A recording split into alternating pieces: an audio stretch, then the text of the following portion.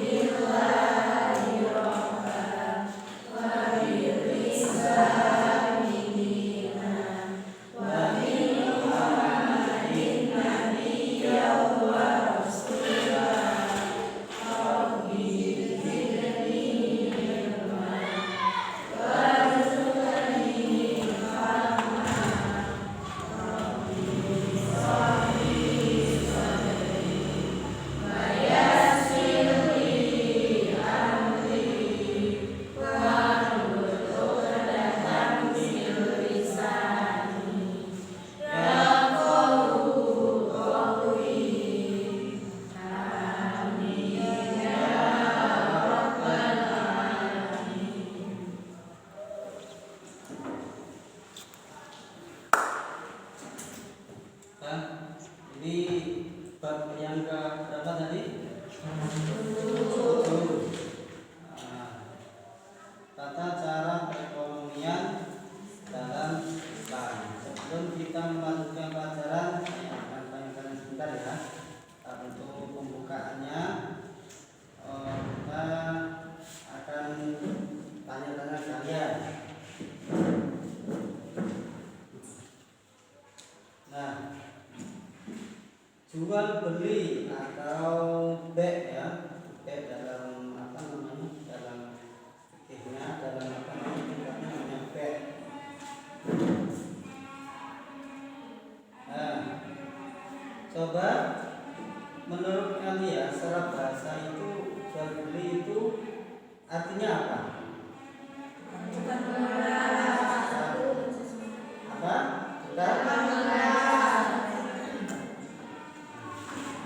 Ini secara bahasa itu dari segi apa namanya umumnya saja atau budaya saja.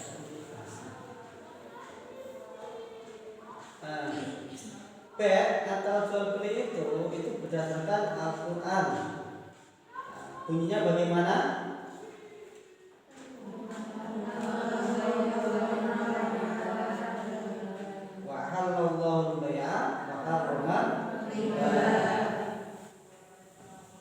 Rukun jual beli ada berapa?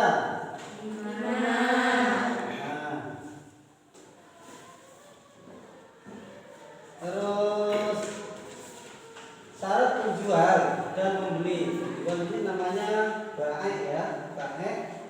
Kalau pembeli namanya mustari. Itu syaratnya ada berapa? 3. Yang pertama balik dan bakal sehat. Tapi kalau anak kecil, kalau membeli atau menjual pokoknya siapa enggak? Anak MI misalkan di kantin, siapa enggak? Kenapa sah? Karena belajar, tapi belum balik. Baru belum. Sah enggak? Sah enggak? Nah itu kalau secara disyaratkan cara ini itu tidak boleh sahnya. Itu ada yang menamakan itu namanya be' mu'aqqah ya. Be' mu'aqqah itu saling ngulur-nguluran, ngulung-ngulungan. Artinya tanpa harus ada nyakat sudah tahu bahwa apa namanya lauk itu harganya biasanya 2.000 atau es itu namanya 2.000 biasanya. Itu sudah jelas, itu tidak apa-apa. Terus yang kedua apa? Dan dipaksa. Atau hendak dengan dirinya sendiri. Terus yang ketiga adalah berhak tasarruf atau menyerahkan itu mau benar-benar bebas tanpa adanya apa, misalkan itu kalau dia itu pemiliknya sendiri bebas, teman dia itu wakil untuk disuruh apa namanya menjual, itu memang sudah benar-benar dia itu menjadi owner. Nah, kita lanjutkan pelajarannya ya. Pelajarannya itu ya, halaman 117 ya, 117. Khiyar menurut bahasa yaitu memilih yang terbaik. Khiyar memilih yang terbaik. Sementara menurut istilah, khiyar adalah memilih antara melangsungkan akad jual beli atau membatalkan atas dasar pertimbangan yang matang dari pihak penjual dan pembeli. Tujuan khiyar adalah agar tidak terjadi penyesalan dalam transaksi karena belum dipikirkan secara matang.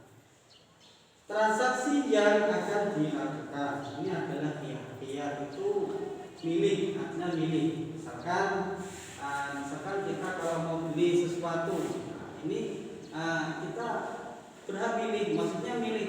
Ini transaksi ini mau kita lanjutkan atau enggak? Ini kamu suka atau enggak? Itu namanya khiyar. Jenis-jenis khiyar itu ada 3 macam, yaitu pertama adalah khiyar majlis. Khiyar majlis yaitu penjual dan pembeli dapat memilih untuk langsung atau membatalkan akad jual beli sebelum keduanya berpisah dari tempat akad.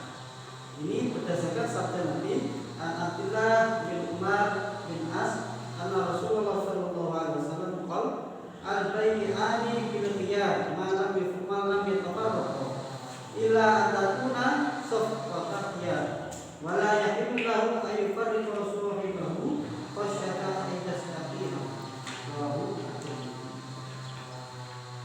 Artinya, yang kurang lebihnya, Abdullah bin Umar bin As berkata, sungguh Rasulullah SAW bersabda, pembeli dan penjual mempunyai hak khiyar selama mereka belum berpisah, kecuali jual beli dengan akad khiyar. Maka seorang di antara mereka tidak boleh meninggalkan rekannya karena khawatir dibatalkan. Ini maksudnya kemana khiyar majlis? Ketika kamu membeli sesuatu, kita membeli sesuatu itu kalau kita masih posisinya di tempat itu, itu kita itu masih bebas menentukan ini akan dilanjutkan akadnya, mau dilanjutkan jual belinya, itu kita diperbolehkan selagi kita masih di tempat itu. Misalkan kamu beli baju ya, beli baju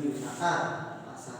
Nah, pas di depan tokonya itu, nah kamu akan mengatakan berapa kudung ini harganya 100.000. Nah, dan kamu nawar udahlah 50, biasanya ini 50.000, maksud dijual 100.000. Loh ini barangnya api. Nah ini bermerek berapa biasanya?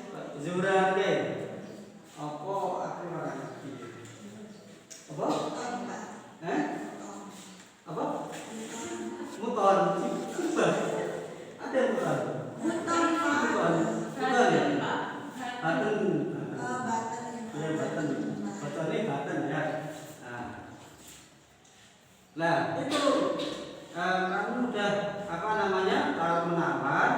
Nah terus kamu iya kan sampai harga 70.000, terus apa ini 70.000, nah dulu ya bos lah tinggal, terus lah apa sih ngalah, biasanya pertolongan ya bos aku ngalah di sini lah, terus aku rabatilah penting barangku ayu, biasanya gitu. Nah setelah terjadi itu kamu pergi dulu, entah ngapain lah apa. Setelah pergi, terus kamu berubah pikiran. Berubah pikirannya apa? Roh ning dalan ning bakul liyane iku lebare 50.000. Nah, 50.000 berubah pikiran. Berubah pikiran. Lah, akad yang pertama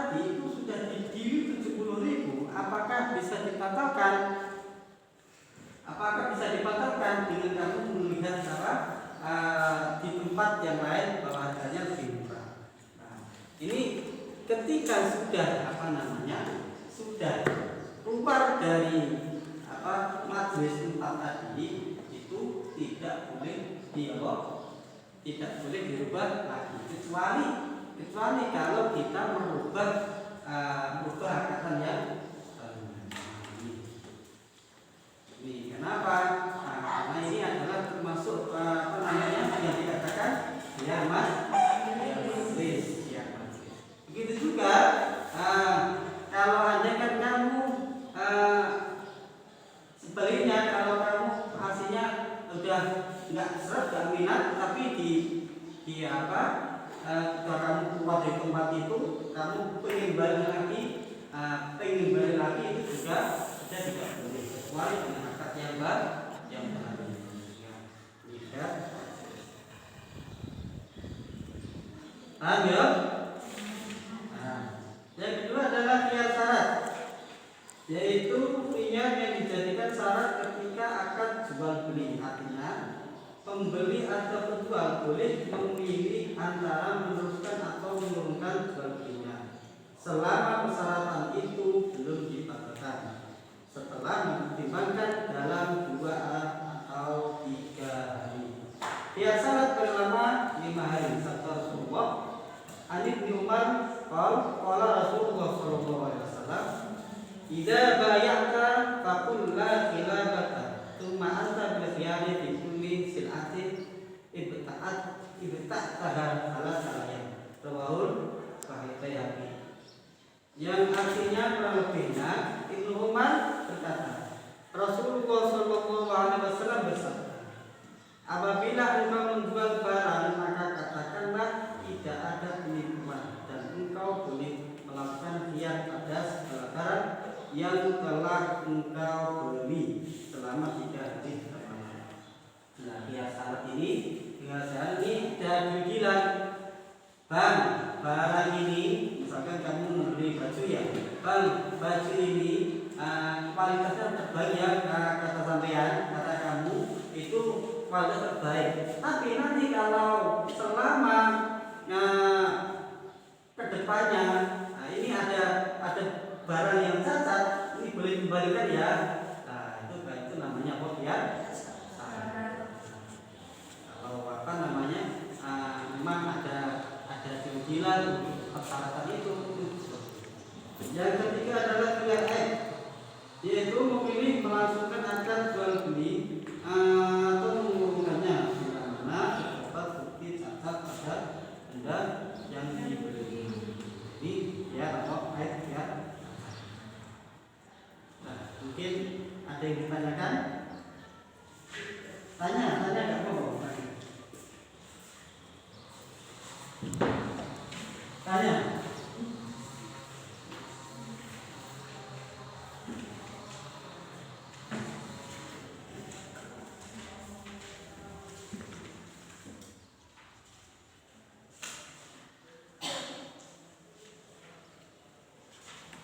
Boleh tanya?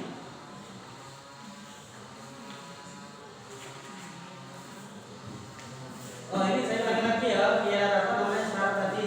Biar syarat tadi itu istilah kasarannya masih mikir-mikir ya, mikir-mikir sih. Nah, misalkan kamu beli barang besar, kalau produk ya masih kecil ya, istilahnya nilainya besar, terus itu tak pikir-pikir sih lah.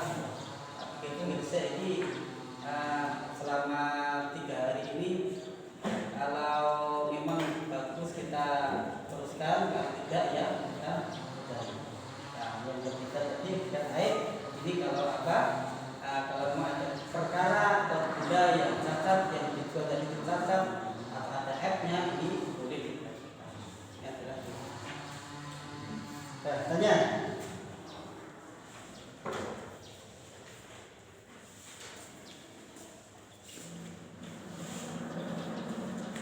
Tanya apa kok? Tanya. Salam.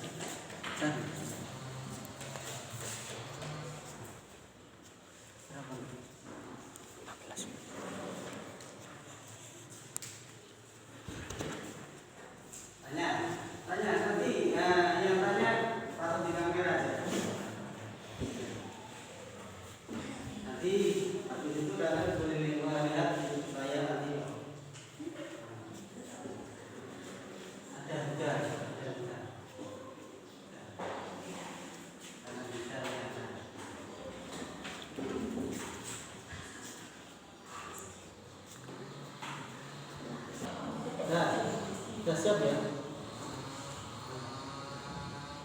Dilanjut pertanyaan.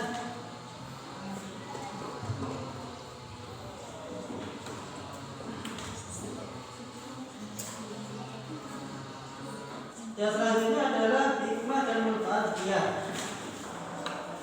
Adapun hikmah qiyam antara lain sebagai berikut: A. Mendidik masyarakat agar berhati-hati dalam makan dan minum. B. Menghindarkan kemungkinan terjadinya unsur penipuan dalam jual beli. B. Menghindarkan kemungkinan terjadinya unsur penipuan dalam jual beli. C. Mendidik penjual agar bersikap jujur dalam menjelaskan kualitas barang dagangannya. D. Menghindarkan terjadinya penyesalan di kemudian hari bagi penjual dan pembeli. Memang ini harus memang disyaratkannya diadakannya untuk qiyam itu karena biar intinya keduanya itu tidak ada yang dirugikan. Misalkan kalau si bagi pembeli tadi, tiba-tiba kalau tidak ada qiyam ini, misalkan tidak ada qiyam ya, kamu beli barang, ternyata barangnya rusak. Si rugi siapa? Yang membeli. Terus misalkan kalau tidak ada qiyam, kalau tidak ada pilihan, ini nanti misalkan barang itu sudah deal, sudah cocok, sudah oke, tapi dia sudah melewati masanya atau 5 menit kemudian dia membatalkannya atau tidak terjadinya untuk membeli barang tersebut,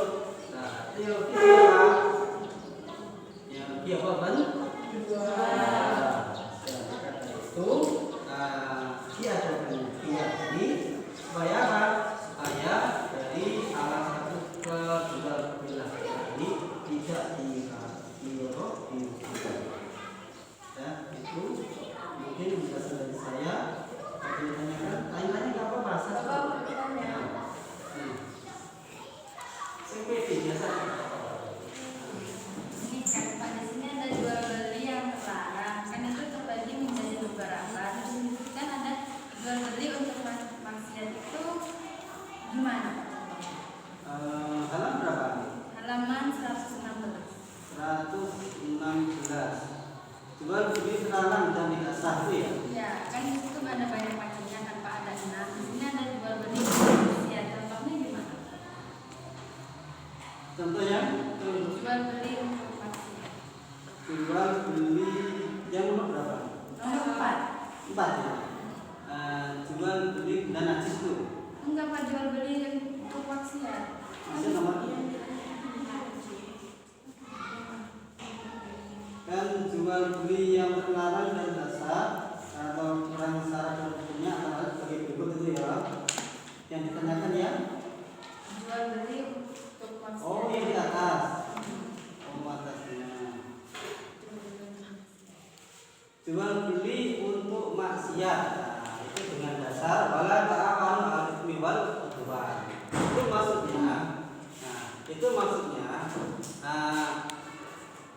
kamu membeli sesuatu yang dimanfaatkan itu untuk dibuatkan untuk melakukan perbuatan maksiat.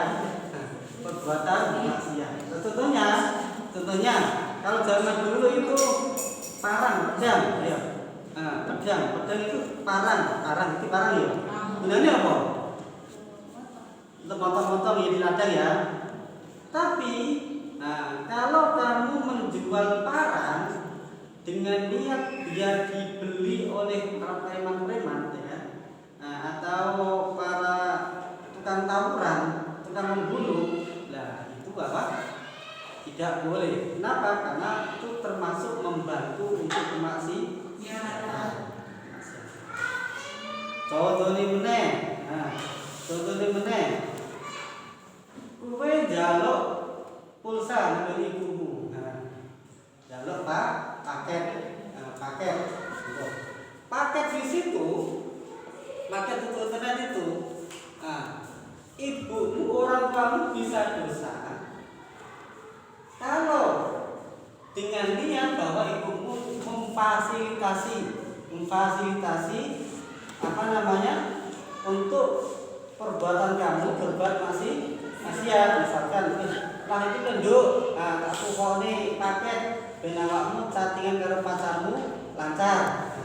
Ben awakmu ku nak TikTokan iso nak jadi TikToker iso joget-joget sing apik. Nah, itu apa termasuk apa? Membantu dalam kemaksiatan. Itu apa? Termasuk ta'awun. Tidak. Ya, ada lagi? Kamu tanya? Enggak, Pak. Aku tanya. Ya.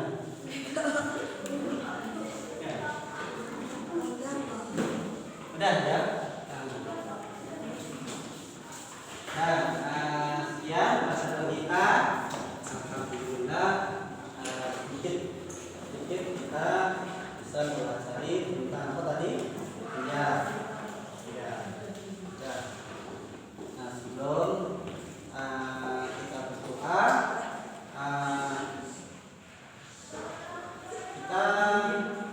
sebelum apa namanya? Ya berdoa. Kita mengulas sedikit tadi tentang tadi, ya itu mengenai 3 jenis itu